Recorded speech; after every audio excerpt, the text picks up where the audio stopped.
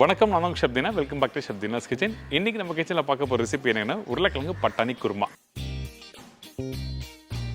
இந்த உருளைக்கிழங்கு பட்டாணி குருமா பார்த்தீங்கன்னா மார்னிங் பிரேக்ஃபாஸ்ட்டுக்கு இட்லி, சப்பாத்தி, தோசை தொட்டு சாப்பிட்றதுக்கு ஒரு அருமையான ரெசிபி இந்த உருளைக்கிழங்கு பட்டாணி குருமா. கொஞ்சம் இந்த குருமா கொஞ்சம் தண்ணியாக இருந்ததுன்னா ஒயிட் ரைஸோட போட்டு மிக்ஸ் பண்ணி சாப்பிடுவோம், இன்னும் அருமையாக இருக்கும். ட்ரை பண்ணி பாருங்கள். இந்த குருமா பண்ணும்போது வேக வச்ச உருளைக்கிழங்கு நல்லா மேஷ் பண்ணி போடணும்.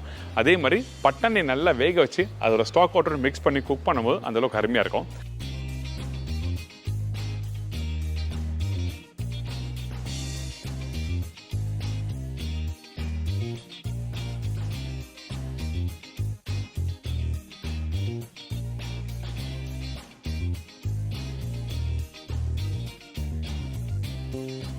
அது மட்டும் இல்லை, இந்த ரெசிபிக்கு பார்த்தீங்கன்னா பேஸ்ட் அரைச்சிருப்பேன். அதாவது தேங்காய், கசகசா, முந்திரி பருப்பு, பச்சை மிளகாய். இது ரொம்ப முக்கியம். இந்த கசகசா இல்லாமல் அரைச்சினா உங்களுக்கு அந்த ஃப்ளேவர் டேஸ்ட் நல்லா எடுத்து கொடுக்காது. இப்போ இந்த ரெசிபிக்கு தேவையான பொருட்கள் பார்த்தலாமா? உருளை பட்டாணி குருமாவுக்கு தேவையான பொருட்கள்: வேக வச்ச உருளைக்கிழங்கு 4 நம்பர், காஞ்ச பச்சை பட்டாணி 150 கிராம், வெங்காயம் 2 நம்பர், தக்காளி 2 நம்பர், பச்சை மிளகாய் 2 நம்பர், இஞ்சி பூண்டு பேஸ்ட் 1 டேபிள் ஸ்பூன், சோம்பு 1/2 டீஸ்பூன், முழு கரம் மசாலா தாளிப்புக்கு தேவையான அளவு, கசகசா 1 டேபிள் ஸ்பூன், முந்திரி பருப்பு 10லேருந்து 12 நம்பர், தேங்காய் 4 வத்தை, மஞ்சத்தூள் 1/4 டீஸ்பூன், மிளகாய் பவுடர் 3/4 டீஸ்பூன், தனியா பவுடர் 1 டீஸ்பூன், கருவேப்பிலை தேவையான அளவு, கொத்தமல்லி தேவையான அளவு, உப்பு தேவையான அளவு, எண்ணெய் சமைக்கிறதுக்கு தேவையான அளவு, தேங்காய் எண்ணெய் 4 டேபிள் ஸ்பூன்.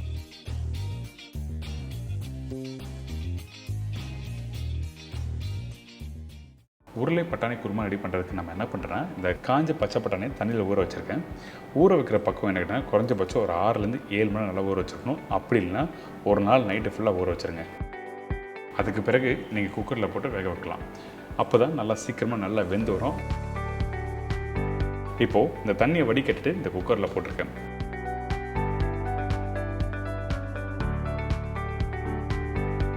தேவையான தண்ணி ஊற்றி கரெக்டாக ஒரு 6லேருந்து 7 விசில் விட்டு நல்லா குக் பண்ண ஆரம்பிச்சிருங்க.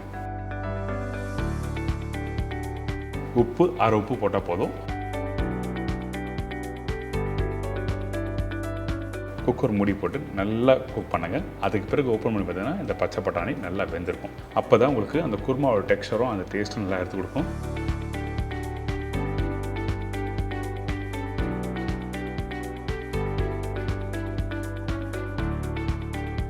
முக்கியம், இந்த பச்சை பட்டாணி நல்லா வெந்திருக்கணும். வேகாத பச்சை பட்டாணி எடுத்து குருமா பண்ணால் கண்டிப்பாக நல்லா இருக்காது.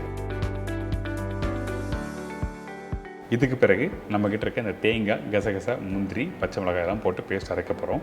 அதனால் ஃபஸ்ட்டு நம்ம என்ன பண்ணுறோம், இந்த மிக்ஸி ஜாரில் இந்த தேங்காய் போட்டிருக்கேன், கசகசா, முந்திரி, பச்சை மிளகாய் கொஞ்சமாக தண்ணி ஊற்றி நல்லா அரைச்சிருங்க. இந்த மசாலா நீங்கள் ரெடி பண்ணி முடித்த பிறகு தான் நீங்கள் அடுத்த ஸ்டேஜ் பண்ணணும். அதனால் நான் சொன்ன குவான்டிட்டி கரெக்டாக இருக்கும். அரைக்கும் போது முடிஞ்ச அளவுக்கு நல்லா ஃபைன் பேஸ்ட்டாக அரைச்சிருக்கணும். திரியாக இருக்கக்கூடாது, சரிங்களா? இந்த மாதிரி பக்குவத்தில் கரெக்டாக அரைச்சி எடுத்திங்கன்னா உங்களுக்கு குருமாவோட டெக்ஸ்சர் நல்லா கொடுக்கும். இதுக்கு பிறகு நம்ம என்ன பண்ணுறோன்னா, இந்த மண்சட்டியில் கொஞ்சமாக எண்ணெய் ஊற்றிருக்கேன். இந்த இடத்துல ரீஃபைண்ட் ஆயில் தான் யூஸ் பண்ணியிருக்கேன். எண்ணெய் சூடான பிறகு கொஞ்சம் சோம்பு தாளிப்பாக போட்டிருக்கோம். இந்த சோம்பு நல்லா பொரிஞ்சு வர டைமில் முழு கரம் மசாலா, அதாவது பட்டை, லவங்கம், ஏலக்காய், பிரிஞ்சி இலை போட்டிருக்கோம். இதோட நான் சொன்ன குவான்டிட்டி வெங்காயம் போட்டிருக்கேன். வெங்காயத்தோட பச்சை கருவேப்பிலை போட்டு நல்லா வதக்க ஆரம்பிக்கிறோம். இந்த வெங்காயம் கொஞ்சம் கலர் மாறின பிறகு தான் இஞ்சி பூண்டு பேஸ்ட்டு போடணும். அதனால் இந்த வெங்காயம் நல்லா வதங்கிட்டோம். அதுக்கு பிறகு இஞ்சி பூண்டு பேஸ்ட்டு போடுங்க. சில ரெசிபிக்கு வெங்காயம் பாதி வதங்கிருக்கணும், சில ரெசிபிக்கு வெங்காயம் நல்லா வதங்கிருக்கணும். அந்த மாதிரிலாம் இருக்குது. ஸ்டெப் பை ஸ்டெப்பாக புரிஞ்சுட்டு நீங்கள் வீட்டில் பண்ணுங்கள். கரெக்டான அந்த வாசனை, டேஸ்ட்டு எல்லாமே நல்லா கிடைக்கும். அதே டைமில் இந்த பச்சை மிளகாவும் போட்டிருக்கேன்.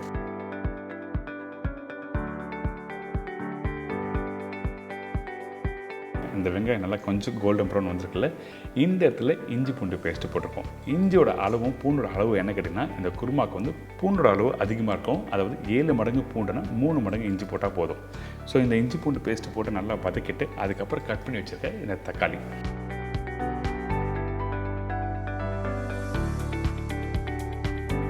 இந்த தக்காளி போட்டு நல்லா மிக்ஸ் பண்ணிட்டு அதுக்கப்புறம் பவுடர் மசாலா யூஸ் பண்ணுறோம். கொஞ்சமாக மஞ்சத்தூள் போட்டிருக்கேன். அதாவது 1/4 டீஸ்பூன் மஞ்சத்தூள், 1/2 டேபிள் ஸ்பூன் தனியா பவுடர், 3/4 டீஸ்பூன் மிளகாய் பவுடர். மிளகாய் பவுடர் எப்போவுமே கம்மியாக இருக்கணும் இந்த மாதிரி குருமா ரெசிபிக்கு. இதுக்கு பிறகு உப்பு போட்டு நல்லா மிக்ஸ் பண்ண ஆரம்பிக்கிறோம். இந்த மசாலோட நல்லா மிக்ஸ் பண்ணி முடித்த பிறகு தேவையான கொஞ்சமாக தண்ணி ஊற்றி இந்த மசாலாவை கொதிக்க விடுங்க.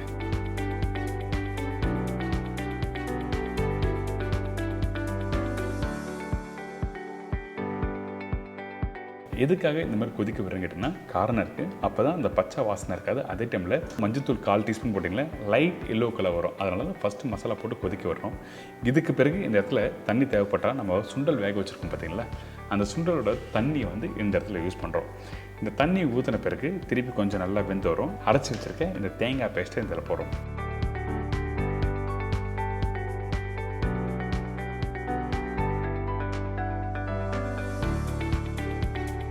இந்த தேங்காய் பேஸ்ட்டு போட்ட பிறகு நல்லா கொதித்து வரணும். அதாவது பச்சை வாசனை போன பிறகு தான் இந்த உருளைக்கிழங்கு இந்த பச்சை பட்டாணி போடணும். சரிங்களா?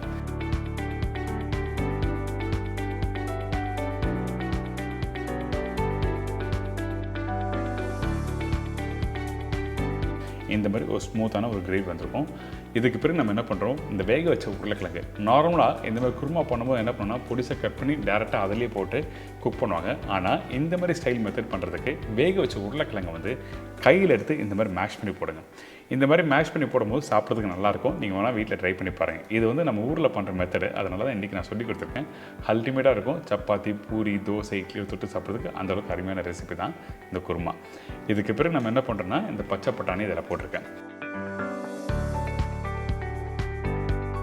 இந்த பச்சை பட்டாணி நல்லா குக் பண்ணிடணும், நல்லா மேஷ் ஆகணும். அப்போ தான் உங்களுக்கு வந்து அந்த டேஸ்ட் கொடுக்கும், அதே டைமில் அந்த டெக்ஸ்டர் கொடுக்கும். இதுக்கு பிறகு தேவையான தண்ணி ஊற்றி திருப்பி நம்ம குக் பண்ண ஆரம்பிக்கிறோம்.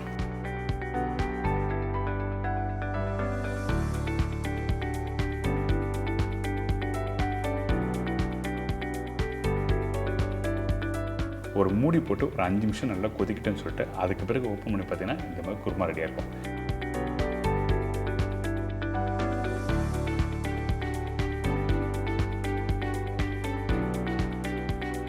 கடைசியாக நம்ம என்ன பண்ணுறோன்னா கொஞ்சம் கொத்தமல்லி, கருவேப்பிலை, தேங்காய் எண்ணெய் யூஸ் பண்ணோம். இந்த இடத்துல தேங்காய் எண்ணெய் கண்டிப்பாக ஒரு 4 டேபிள் ஸ்பூன் போடுங்க. அப்போ தான் அந்த வாசனை நல்லா சூப்பராக எடுத்துருக்கும்.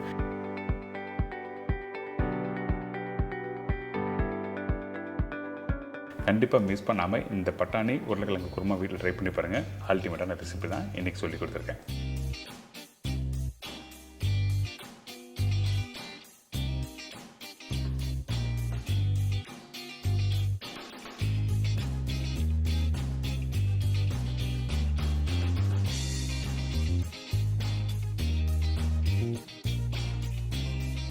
என்னங்க இந்த உருளைக்கிழங்கு பட்டாணி குருமா எப்படி பண்ணி தெரிஞ்சிருக்கோம், ட்ரை பண்ணி பாருங்க. நம்ம வீட்டில் நிறைய விதமாக குருமா பண்ணியிருப்போம். ஆனால் இந்த மாதிரி ஒரு ஹோட்டலில் பண்ணுற ஒரு ஸ்டெப் வந்து நம்ம வீட்டில் பண்ண முடியுமா கேட்டால் கண்டிப்பாக பண்ண முடியும். அதனால் இந்த ரெசிபி சொல்லி கொடுத்துருக்கேன். இதே மாதிரி நாளைக்கு இன்னொரு சூப்பர் ரெசிபி செஞ்சுக்கிறேன். நன்றி, வணக்கம், see you, bye bye, take care.